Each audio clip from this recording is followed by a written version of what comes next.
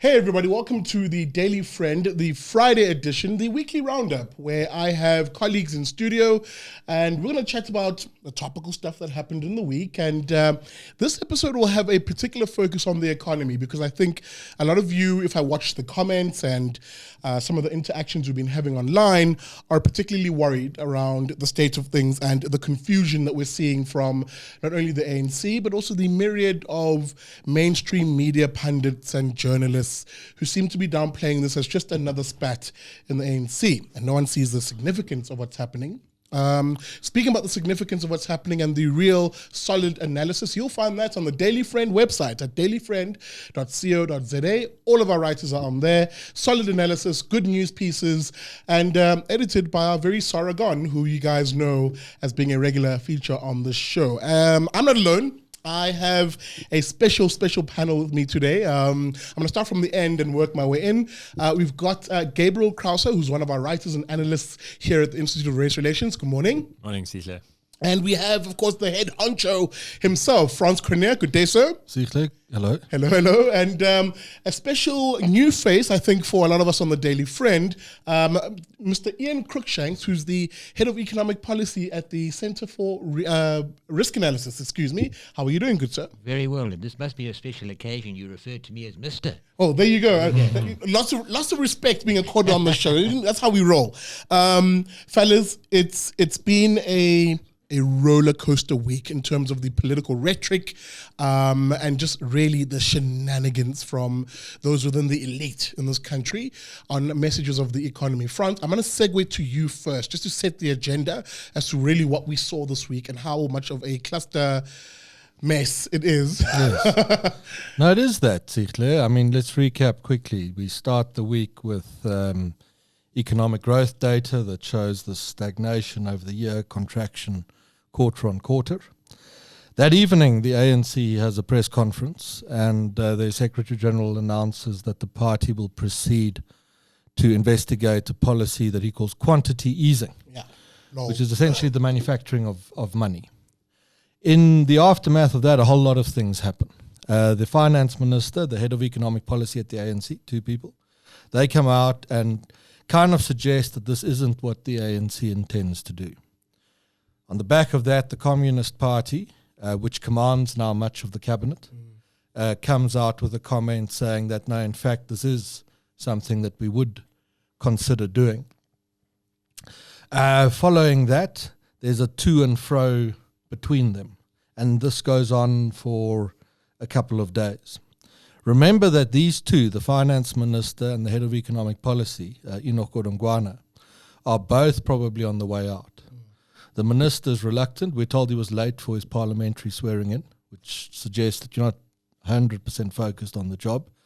And Godongwana has long been making noises that he's going to go as well. So the two relative pragmatists out. But on the other hand, remember that Godongwana, as pragmatic as he is also recently come out in favor of prescribed assets. And so you're not,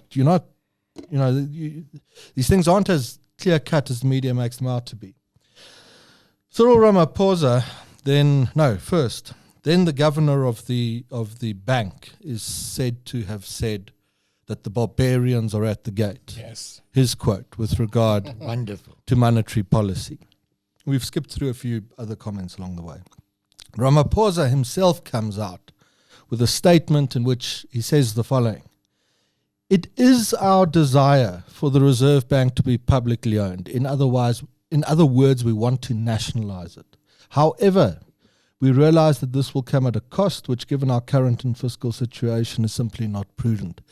That means he agrees that they want to nationalize the bank. It's not what the media is reporting, that he has firmly put his foot down. This sycophantic grammaphoria has got to the point that analysts can no longer understand English.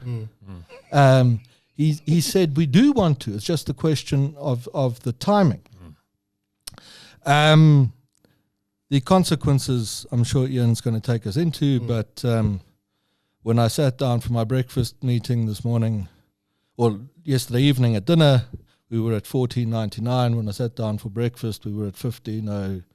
3 by the time I left breakfast. We were at 15.10, and we're somewhere north of that on the currency at the moment. So the consequences are there.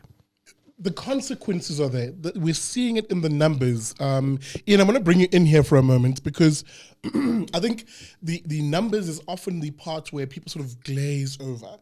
But we're now seeing a real world effect. Not that we haven't before, but it's very pronounced now, where the numbers are beginning to track the rhetoric from the ruling party ever more pronounced.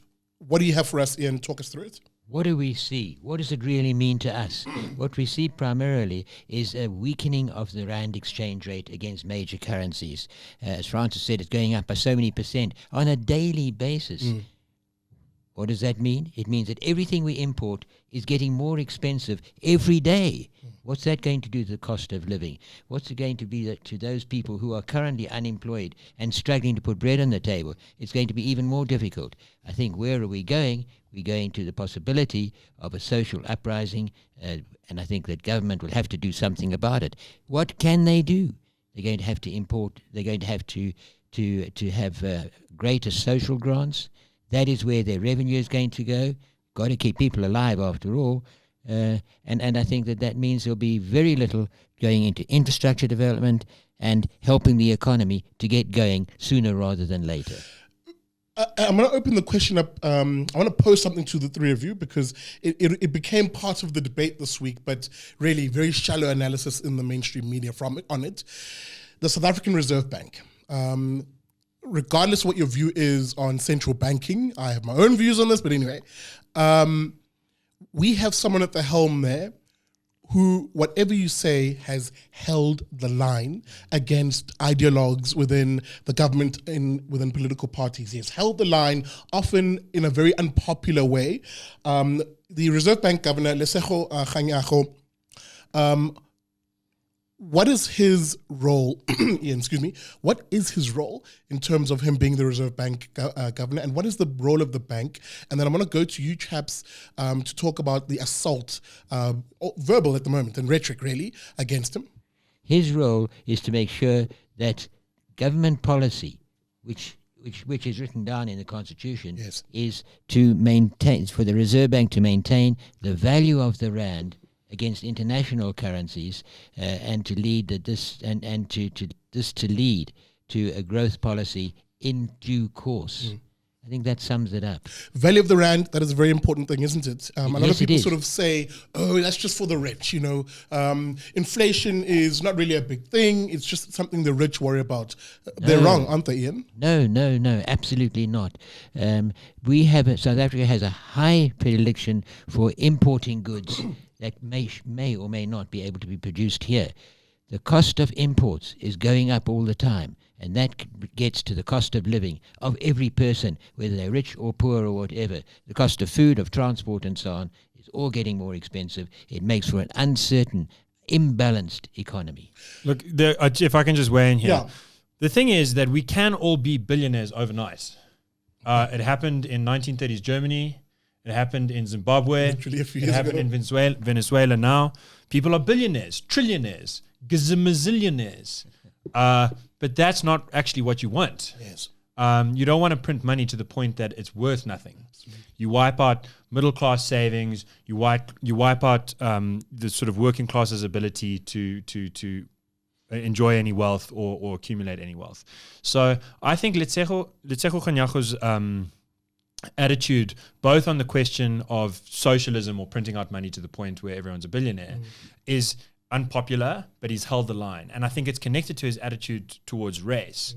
Remember, he said a month or two ago that race baiting is the last vestige of the scoundrel. Absolutely.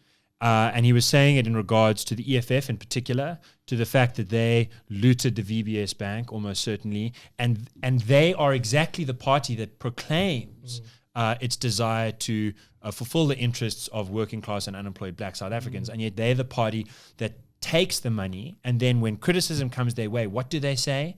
Don't look at us, look at the white people, find a scapegoat. And Lesego Kganyago sees through that, and I think that makes him a very important, because of his position in power, that makes him a very important enemy to both socialists and race nationalists. And I think that the efforts to discredit him are only just beginning. In fact, people in the Reserve Bank told me last year that already moves were being made to discredit both him and the bank's mandate.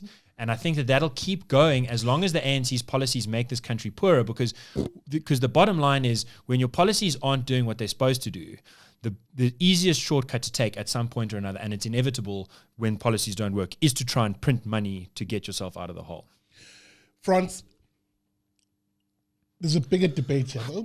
There's a bigger discussion here, and Gabriel's actually opening it up quite nicely in terms of there is now a large contingent, a concerted effort, if you will. Some of them, form a weird coalition of the wounded, because they were left out of cabinet or whatever the case may be, who are coalescing around a message of destroying the very institutions that safeguard not only the value of the rand and its implications for all South Africans, but other institutions really that form the economic bulwark that can, if we were to reform, grow the economy, create the jobs. We're seeing this messaging being very pronounced now, i.e. the Magashule et al. I don't know if they're frozen out of the cabinet. I think many of them are in the cabinet. And I think ideology becomes important. And go through labor, communist, trade and industry, communist, science and technology, communist, a finance ministry, a deputy, communist. The communists have been catapulted into a position where they've essentially captured the cabinet. And if succession goes from deputy to minister and Tito Mboweni steps down, that's largely complete. And the ideology they pursue of national democratic revolution, that the state should dispossess the prosperous and should direct economic activity, has consequences that are well understood. And one of those consequences is that you're not going to attract investment and you're not going to grow the economy. And this isn't not known. I think Mr. Malema said last year, you must prepare yourself for the pain that comes with the revolution. The revolution doesn't make you rich immediately at all. Your life will first get worse. And part of getting worse and not growing and not having more entrepreneurship is that the government runs out of money. Let's simplify the analysis. You don't get investment, you don't grow, your money is going to run out. It's already happening. Debt to GDP, government debt, has more than doubled in a decade. And the budget deficit, which is the difference between what the government spends and it earns, is sitting at levels that we last saw at the end of the apartheid era, when South Africa was a pariah state in the world. And we record those figures today in an era when emerging markets are leading rates of global economic growth. So you run out of money. And when you run out of money as a government, what do? You've got four options. One is you can steal the money. And you can steal the money through nationalizing private savings, prescribed assets. You can force pension funds to invest in government agricultural cooperatives or in Eskom. And that's already on the table. And it's been put on the table in a particular way by people as sound relatively in the greater scheme of things as Enoch Godongwana. So there's one option. And I think they will go to that option. And at a breakfast meeting this morning, we discussed this with some journalists. And they said, really? And the one chap made the point and said, but they've already done it. I mean, the precedent is there. It's a massive pot of money, the pension funds and savings of South Africans. And do you suppose that running out of money, a communist cabinet is actually going to say, no, we shouldn't touch that. We should do something else? Of course not. Number one, you steal it. Number two is you manufacture it through quantitative easing. You type the money into your balance sheet, or you print it and throw it out of a helicopter. And separate from Gabriel, whoever he's been talking to at the central bank, a central bank person of some seniority said to me last year his great fear is helicopter policy, which he said is putting money in a helicopter and throwing it out of the door in the hope that this puts down any sort of social uprising, or whatever the case may be. And now you get the comment of the barbarians at the gate. That comment, by the way, that's an appeal for help. And Ramaphosa didn't go and back his man. He was wishy-washy, dithering, and sounded far more like we are open to this. So you can print the money, and the consequence is economic collapse, very high inflation, and what goes with it. Ian has warned. The third thing that you can go and do is that you can borrow the money. So you can go to the IMF, and they can give you the money, and it'll come with conditions. You have to introduce certain reforms. But are these chaps who are going to be inclined to go to sort of the Western world, hat in hand, and say, sorry, we've actually screwed it up. Will you please bail us out? And yes, you may write the budget speech. I mean, you got to be super naive to think this is the natural evolution. So you've got other financiers. You've got the Russians, for example. They'd be very interested. And you've got the Chinese, and you know that we're developing some interesting views on the Chinese, and they're not all bad news. So you can steal it, you can make it, you can borrow it. The next thing that you can do is you can actually grow the economy. But to do that, you need to introduce structural reform that attracts investment, and there's very little sign of that in the environment around us.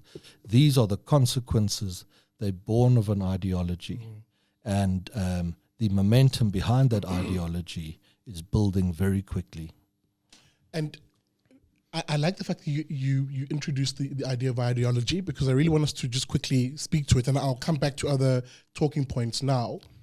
A lot of people look at the show, watch the show, they listen to us sort of go on these issues, but they just don't get why we're perceptively so negative. And why? Because the mainstream media is just wonderful at the moment. They're saying, look, give him time, he's going to find his stride. But they don't understand that there is an ideology behind this that prompts the bad decisions. The National Democratic Revolution is that ideology, that socialist, status-leaning ideology that drives this, isn't it? Yeah, you need to understand why, and why you need to understand the ideology. A very good place to start. We did a great launch of the book last night in Pretoria. Anthea Jeffrey, People's War begins to create the context. And if you keep asking the question why, we've spoken about it here before. Go and read Anthea's book. You'll begin to understand quite a lot. And just to speak to that, to the book, I think, and a problem that the ANC has, when the National Democratic Revolution was getting its way going in the 80s, one of the explicit strategies was for the ANC to play down its communist roots as well as its socialist and communist utopian end goal. Because most South Africans are not down with that, and the Institute's polling shows that most South Africans remain not down with it. They don't like radical economic transformation. They don't like the NDR. They don't like nationalizing all of the things that they prefer to grow jobs. The thing is, when your core policy, the sort of background idea behind all of the public ideas that you put forward is, look, we need to fake it a little bit. We need to sound moderate some of the time. We need to sound pragmatic some of the time. Then even when genuine moderates come to the table, even when Mandela goes to Davos and comes away understanding why it's important not to nationalize lands, mines, and banks, even when members of the ANC cabinet today understand why we need to grow our way out of the hole rather than beg, steal, or borrow, essentially. We're not going to borrow, unfortunately, from the right people to borrow from. Even when they do understand that and they say it, it's hard to think why the ANC should believe itself. Because it knows that there's this program. It still knows that there's this program because it still talks at every one of its conferences about needing to continue and pursue the National Democratic Revolution. It knows not to take that too seriously. And I think that also the sort of good cop, bad cop game that you end up playing is bad cop Ace Magashule saying, we need to do this now. And then good cop Ramaphosa saying, we need to do this. We just don't need to do it right now. Yeah, and you can't escape the perpetual cycle. Here is, just to add to the chronology of events of the week, this is Alex Mashilo. He's the head of communications and spokesperson for the Communist Party. This morning, he says that in his intervention this week, the governor of the bank, who said that we won't go this way, did not rule out the purchase of government securities by the bank. That's a nice way of saying printing money and manufacturing it. Now Kganyago did rule it out, I think. And this is them fighting back. Now also in a very recent engagement with a person around this sort of thing, the person said, but these guys, the communists, they're not Zuma's allies. These are Ramaphosa's allies. Yeah. And we say exactly. It's what we stop seeing the world through Zuma bad and Ramaphosa good. And Ramaphosa's defeated the Zumas, and now everything's going to come right. On state capture and so on, to a certain extent, maybe yes. Give the credit for that. But on ideology, a blind spot for so many analysts. This is Ramaphosa's camp speaking. Frans, there's another element to this, and I'll come to you too, Ian. When you speak about the common analysis you get, there is a lot of seeing the hole in the barn door, but not the actual barn door itself. You'll hear things, for example, like, it's just a few things that need to be done and we're on the right track. If you just, open up the much delayed radio frequency spectrum, for example, or if you break up ESCOM and you sell some SOEs, et cetera, everything will be fine. But there's a much deeper requirement for reform, Frans, isn't there? Yeah, we wrote a note about it in the newspaper this morning. That all good ideas, but the economy didn't contract by 3.2% in the quarter because of spectrum that hadn't been awarded. And the economy didn't contract because ESCOM structure was somehow wrong. There's an enormous elephant standing in these debates, and no one's willing to confront it, and they pick rather peripheral issues. All good ideas, we probably should do some of them, and not all of them.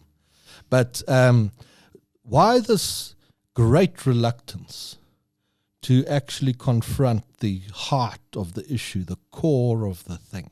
Is it because it reveals that vote for Cyril, the long game, the new dawn, was actually a lot of nonsense? Yeah. And it's very difficult once you've climbed onto that wagon to jump off, particularly in the full face of the public glare. Ian, I'm going to come back to the data. As we look to sort of move towards the tail end of our conversation, we've seen other data sets come out, not maybe as recently, but, unemployment, for instance, creeping up, and that seems to be the trend now that we're experiencing. We've been having a conversation here about the sorely needed reform that can actually begin to address these issues. Your reading of the unemployment numbers, in conjunction, of course, with the GDP numbers. And the GDP numbers are also quite interesting when you break them down as to some of the sectors that really took a hit. Sure. That tells a real story, Ian, doesn't it? Yes, it does indeed. What's the real core of this problem? Confidence. No, lack of confidence. Where do we see that? There's lack of fixed capital investment. What's that in simple terms? There are no new factories being built. There's no new orders for new machinery to be installed. There are no more jobs being created. We haven't got job creation, which is one of the requirements we have. We've got job destruction. Just look at the unemployment rate. And if we carry on like this, and there's no new factories, no new employment opportunities, we're going to have greater unemployment. And I think that is almost unavoidable in the near term, the next few months. Going to get worse. Not before it's get better. It's going to get worse, and then it'll get worse still if we carry on with the sort of policies that Francis suggested the Communist Party could lead us into. And I'd like to point out one example. Argentina was mentioned. And remember that famous song, "Not for Me, Argentina." Right. You know why? Because the country went bust. They had unemployment in, I was going to say 3 digits, that's almost impossible. but they had massive unemployment, they had no growth, no activity, and really and social upheaval. Eventually you had riots in the streets. That should be avoided at all costs. Surely government can see it. The answer seems to be apparently not, or they don't care. No. It's not they can't see it. They can see it. I assure you they can see it. I know they see it. And it's not either that they don't care. They're very worried about the consequences. Let me show it. No. This is a theme repeats itself through my day. There's quite a good understanding of the consequences, and there's quite a lot of fear about what's on where this leads: protests, diminishing voter support. Our analysis will be accepted. But for all of that, there's no willingness to change. And if you can try and go along with what I'm trying to bring across, you can understand what's going to happen next. And why not? Why, if the evidence, Ian, shows you this and you believe it, and if the consequences will be bad for you and you accept that, why do you not change? There's only one explanation left. It's ideology. It's ideology. And there's just this really bizarre thing where when there is someone who sounds like an ideological moderate or an ideological reformer inside of the ANC speaks, everyone outside of the ANC believes that person to be speaking for the ANC and to be speaking accurately for him or herself. The question is, what do people inside the ANC think? I'm not talking about ANC voters. I'm talking about people, those 4,000 delegates that meet at the National Conference, people in the National Executive Council. What do they think? Do they think here we have a genuine ideological reformer, someone who really wants to look past race and get over the utopian communist dream? If they thought that, then you would see a genuine fight. If they think, okay, maybe this person is just singing the same old tune that we need to sing now and then to soften the pill to get the country to swallow the communist project, then you'll get these sort of fake fights where we agree ultimately on what we need to do. We need to nationalize the Reserve Bank. We agree ultimately on what we need to do. We need to nationalize all land. But you have the one side saying we must do it now, we must do it chaotically, and you've got the other side saying, no, we must do it by the book, and we need to make sure it doesn't hurt food security, and it doesn't hurt the economy, and it doesn't hurt the rand. So let's just wait for that kind of to happen. The fake fights indicate that the ANC doesn't believe itself, even in the few moments when it does sound like an ideological reformist agenda is coming through. But everyone else does believe it. And that's a crisis. If real pressure is going to be applied to the ANC, it's going to be because everyone else stops being so ready to believe it when there's just a smattering of words and starts to only believe it when there's genuine, deep, and profound policy reform. And short of that, the pressure must win to overcome it. We've been almost skirting around the issue, alluding it to quite constantly in this conversation, this talk of reform. We don't mean reform in how it's maybe being posited in other news spaces. And I want us to talk to it because here's the hypothetical. I'm a chap in Mlazi Township. I live in a shack. I do not have an income. I'm despondent. I've been trying to look for work. I cannot find anything that just gets a foot in the door for me, even if it isn't at the quote unquote minimum wage. What needs to happen to get me from that position to at least having some form of income that allows me to build the savings to buy the options like better healthcare, better education? No, it's exactly the way to put the question. And we ourselves haven't been good enough at framing it that way. Number one, repeal race-based empowerment policy. Absolutely. It is seen as a tax on investment and job creation, disincentive to investment. Replace the basis of the policy race with established socio-economic disadvantage, and put in place the schooling, the entrepreneurial, etc. climate that can allow poor people to ascend to the middle classes. Number one. Short of that, I don't think, just that, South Africa can try to compete with emerging market growth rates. The second thing that needs to be done is to repeal a lot of labour market regulation and legislation to price poor people into jobs. The great bulk of the unemployed have not completed high school.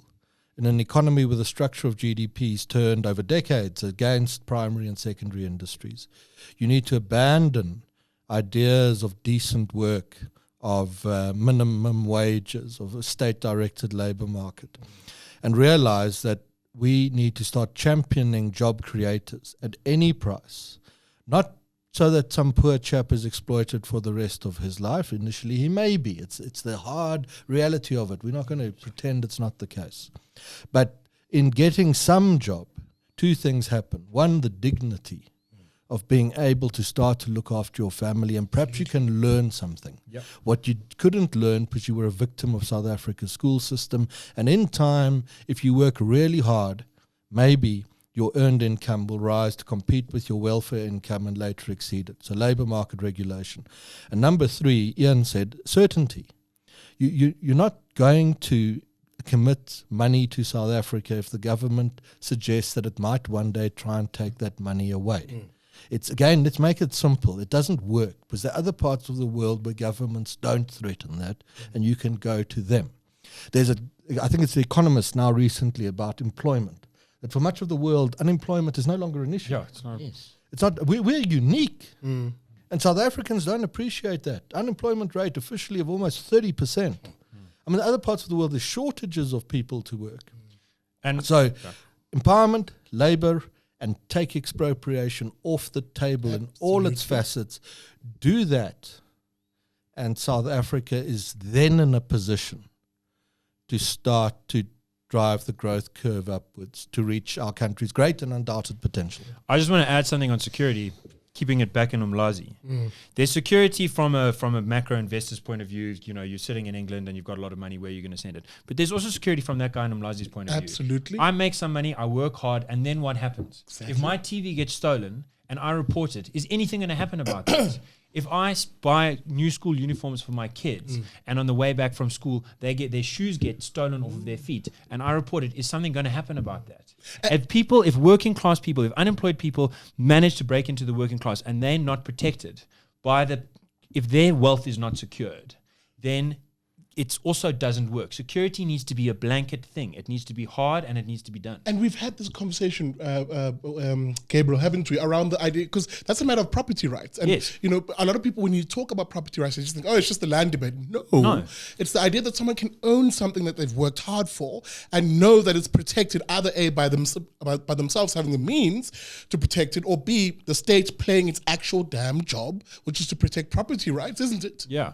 No, and I think that if you look up and down the South African economy, you find that people have to bear the costs of their own protection. And that does hit poor people the hardest. Absolutely. If I was back in KZN last week, and there I drove past the same two guys who, one worked as a factory worker, in an exploitative system. They did. One worked as a factory worker, the other one worked as a security guard. Throughout their lives, they saved money. They managed to send their kids to school, and they managed to save up enough to buy 20, 30 cattle and a fence. And they put it around a bit of the homeland where they came from. And then the fence was stolen. They reported to the police. Nothing happened. The cattle started getting stolen. They reported to the police. Nothing happened. Now they have nothing because nothing happened, excepting for a monthly government grant that is very hard. And where's the dignity in that? I think the fundamental rethink that we need to have is that poor black people can only get ahead by people sharing with them. Sharing is nice. Share with your family, share with your friends. When you go to church, share whatever.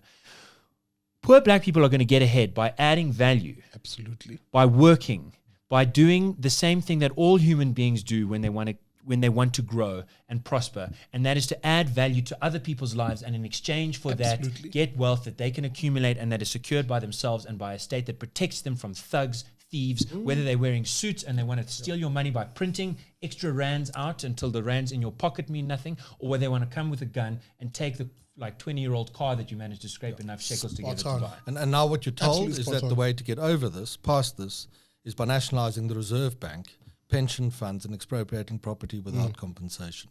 It's bullshit and must be called out as bullshit. And it's theft. It's pure theft. Because a lot of people don't realize that inflation is just another way of being taxed. Yes. Because someone has to pay that money. Ian, as I move towards perhaps final thoughts, unless there's other things you guys want to chat about, I'm open to that. The chaps have set out a very real reform agenda. But I want us to sort of speak to the macro climate. And you brought it up, the issue of confidence. The international investor community is looking at us in a much more dubious light at the moment. How do we rebuild that confidence amongst the international community for South Africa to be an investment haven once again? I think what we have to do is start at foundation level. Forget about free tertiary education. That doesn't provide jobs, actually. What we need is to have the ability to put a roof over your head. For somebody to say to his mother with whom he stays under the kitchen table, I know how to lay a straight row of bricks. Give me enough money to build a room, and you'll have his whole family in there. In no time, the neighbor will see that and say, gee, can you do that for me? Yes, and they'll work together. It's about partnerships and about seeing these partnerships being productive. In another short time, the next person will say, gee, can I join you? and they have somebody to push the wheelbarrow to mix the cement.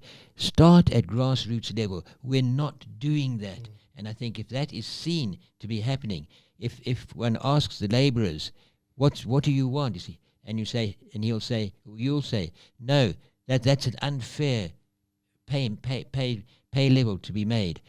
I think what we should say is ask the worker, hold out one loaf of bread in front of a number and see what the minimum wage is.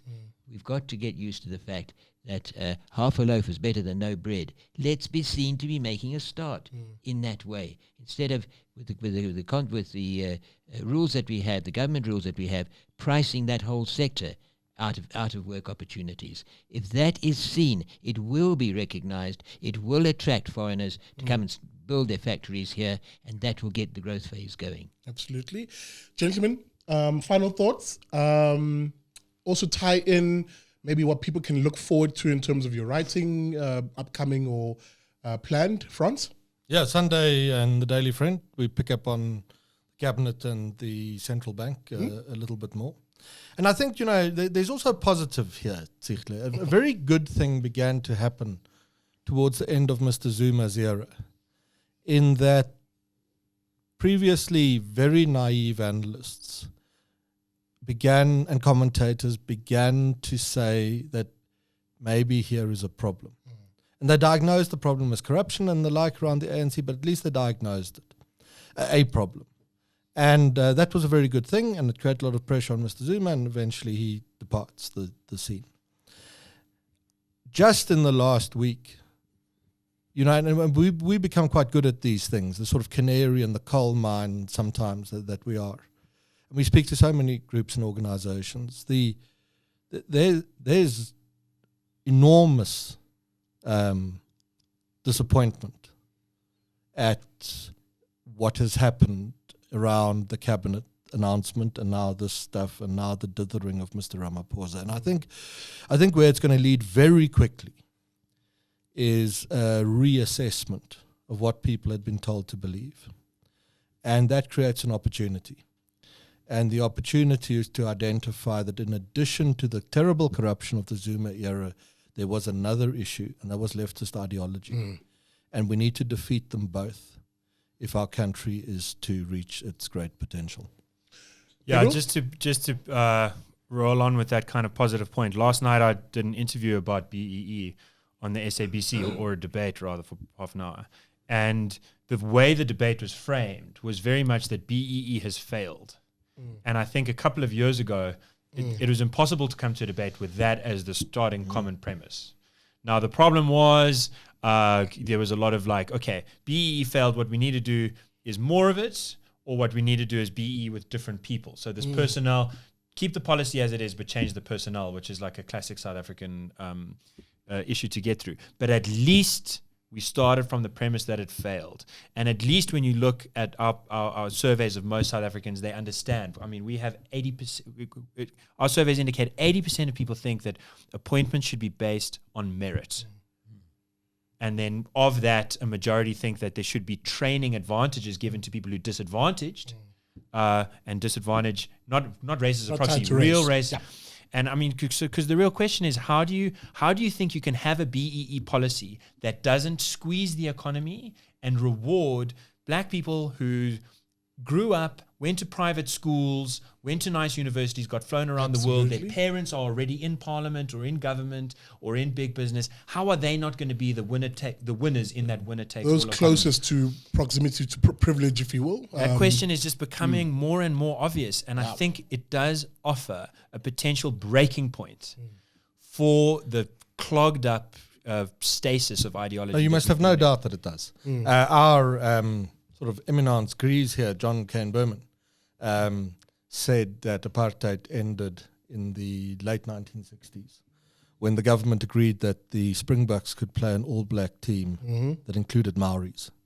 And John's point was that when ideologically driven regimes compromise on the core of the ideology, in this case separate development, keep them apart, it sets in motion, as the pressure builds, chains of events that will see it compromise further and further. Now, John recalls that the Jaap Marais, the former leader of the Herstigte Nasionale Partij, so we're talking about pretty dogmatic, warned Foster about this rugby decision and saying, if you do this, one day a black man will marry your daughter and sit next to you in Parliament. And Maré was right, that when you compromise on the core of the thing, you begin to unravel it. And it will unravel more and more and more. It might take a very long time. It might be a lot of pain and suffering to get there, as indeed was the case for South Africa from the late 60s until the transition of the 1990s.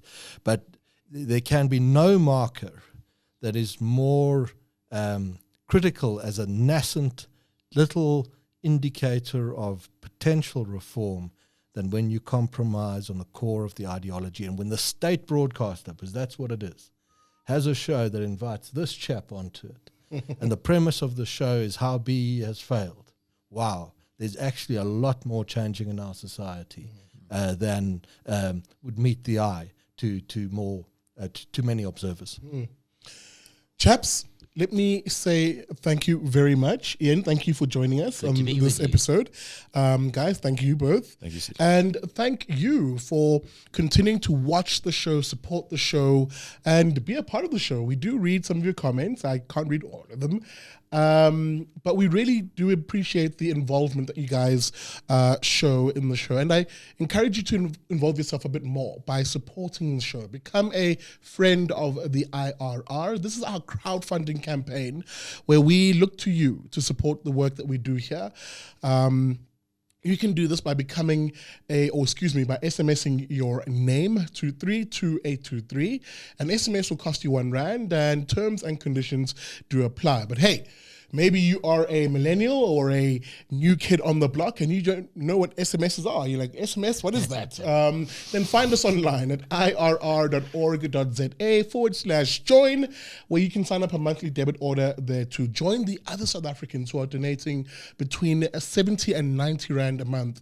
And we are using those funds to get into the battle of ideas, to influence fellow South Africans like you and give them the tools, the arguments, if you will, to begin to push back against the bad ideas that we see in society. Guys, remember to like, comment, share, and subscribe to the YouTube channel, both on the IRR YouTube channel and the Big Daddy Liberty YouTube channel, where you'll find all our shows playlisted and categorized there. And again, lastly but not least, hit that bell notification so that every time an episode comes out, you'll know exactly what's happening there. And one more thing, today, the podcast of the show will come out.